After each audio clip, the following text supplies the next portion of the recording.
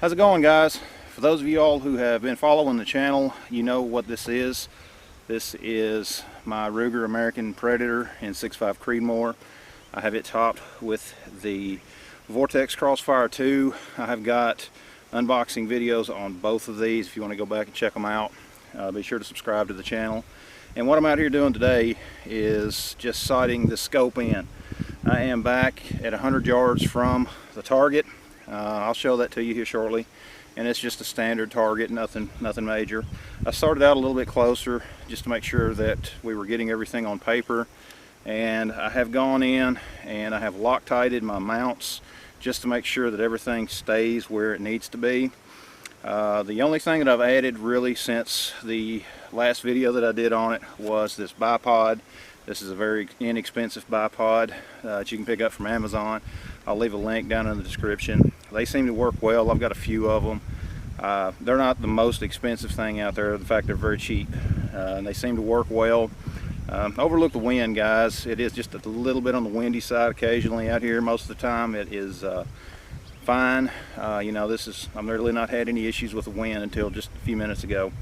But I have got everything zeroed in. What I did is I started out a little bit closer, started working on getting my windage correct, and at that time the wind was not blowing. I didn't have any issues with the wind.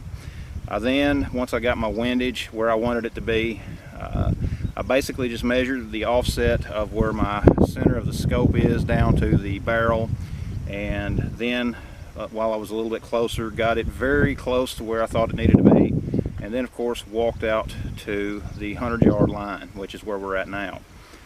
A little bit of adjustment on both the windage and the elevation, and now we are doing pretty good. In fact, I'll show you a little bit about how we are at this point.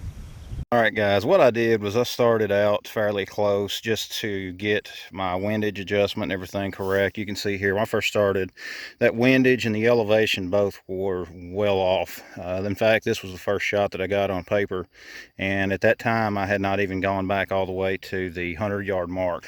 And I rechecked everything, make sure that all of the mounts were tight, and then I just started bringing it up.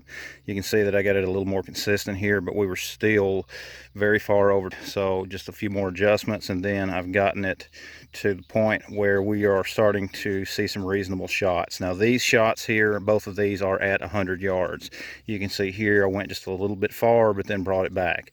And again, these two here are both at 100 yards. I went up just a little bit much with my elevation, and but I think that we are about where we need to be with this scope.